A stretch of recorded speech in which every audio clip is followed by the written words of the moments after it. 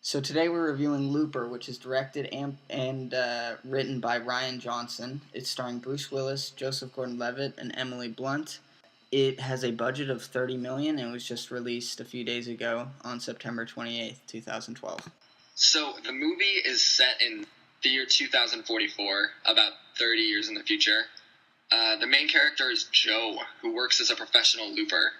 And what loopers do, 30 years after 2044 and 2074, the world and the U.S. is kind of run by crime syndicates who have trouble disposing of bodies because apparently in the future all bodies have trackers or something so that it's hard to just bury a body and get rid of it. So what they do is they send the people they want to kill back in time to Joe, who just shoots them with a shotgun and burns their bodies. Another part of his contract is that he has to close the loop, which means that 30 years in the future, the crime syndicate will find future Joe and send him back to be killed by himself when he was working as a looper. But when the mafia does send himself back, his future self, he kind of hesitates and lets future Joe go, and he gets in a lot of trouble with the mafia, and the movie kind of branches out from there. Damn, this was totally under the radar as far as I'm concerned. I did not expect this to be the movie it was. It really seems to me more of a one of those films that'll go down as a good action thriller sci-fi. It's kind of a sci-fi classic. I did not realize that it was set so far in the future when I saw it. So when I learned that, I was pretty surprised, and I thought they did a really good job of portraying this kind of dirty, gritty world in 2044. Yeah, and I mean, I totally see what you mean, because when you go into the movie, I was expecting one thing, and the movie totally surprised me. It was very stylized, and it wasn't trying to be as serious about itself. There was a lot of joking about time travel, and Bruce Willis and Joseph Gordon-Levitt, the two Joes, are talking about time travel, and Bruce Willis is just like, don't ask me any of that time travel shit. We're just gonna end up like drawing a bunch of diagrams with straws. Yeah. So yeah. They kind of like joke about how don't even fucking ask about the time travel, just accept it. But they really do a good job of making it believable, making you invest in these characters and care about these characters in a way that by the end of the film it really ties all together in a wonderful way. Yeah, I mean, I think they really just didn't even bother trying to make it make sense in terms of, you know, if he actually went back in time, like, wouldn't he kind of not exist in the first place, that type of thing. They don't even mess with it. They just focus on the characters, like you said.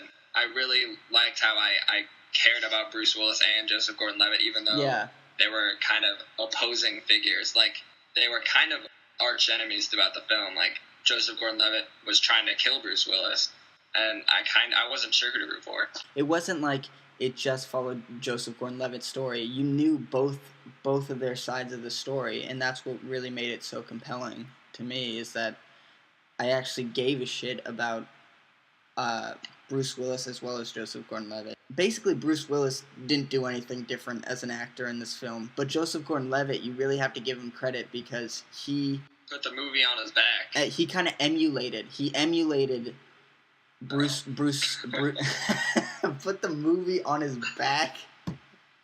What the fuck? Yeah.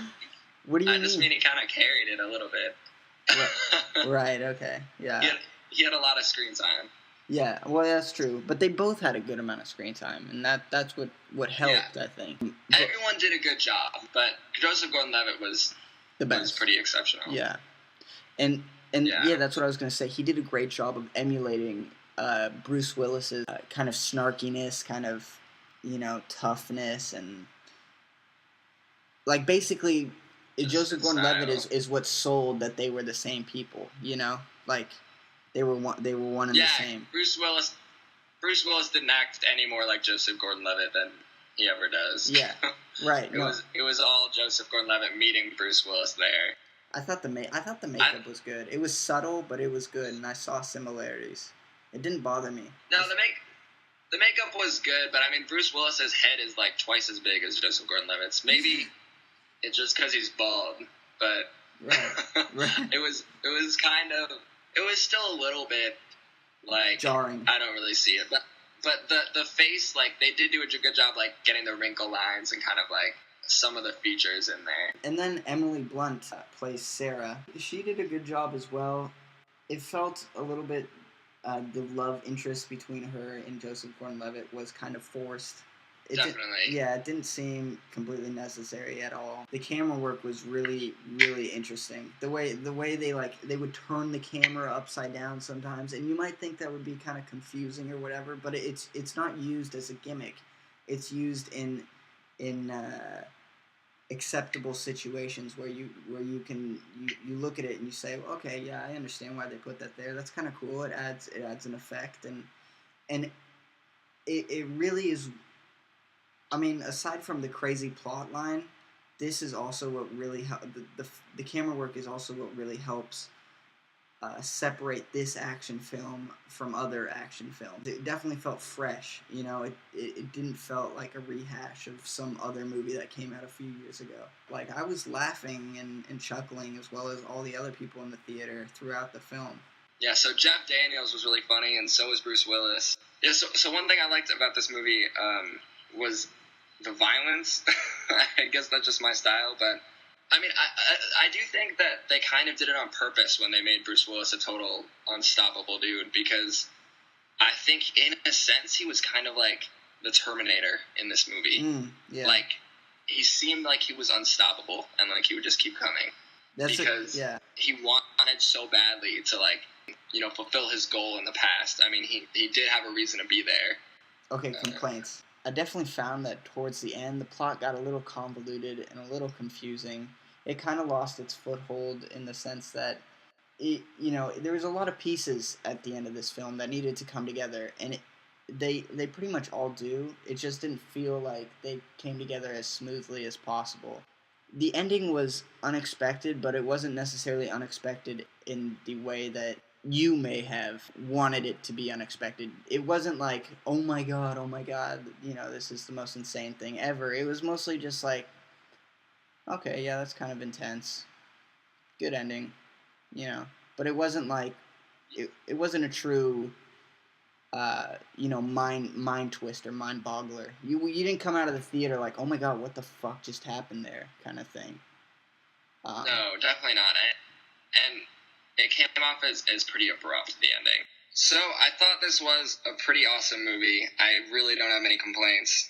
All the action was good. The guns were intimidating and cool. I mean, honestly, I think at the end of the year, I'm going to look for this one at the Academy Awards, and hopefully it'll get nominated for something, because I think it'll deserve it. So I have to give this movie probably an 8.75. You should definitely see it in theaters, because you're probably going to see it later in the year at the Academy Awards, I hope. So, yeah, I'm pretty much up there with you on that score. The cinematography was quite striking. The acting's great. I had a few problems with Bruce Willis, to be honest.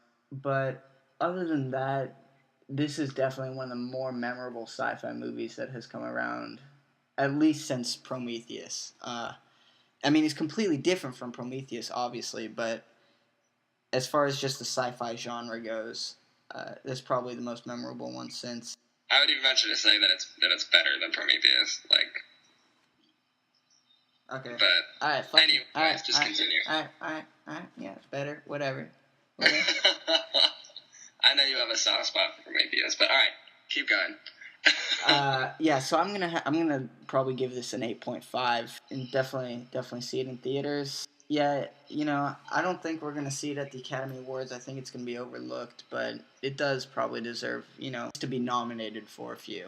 Yeah, definitely. I mean, I'm not saying it's a winner. Yeah. But it was a pretty good movie. Yeah, definitely was.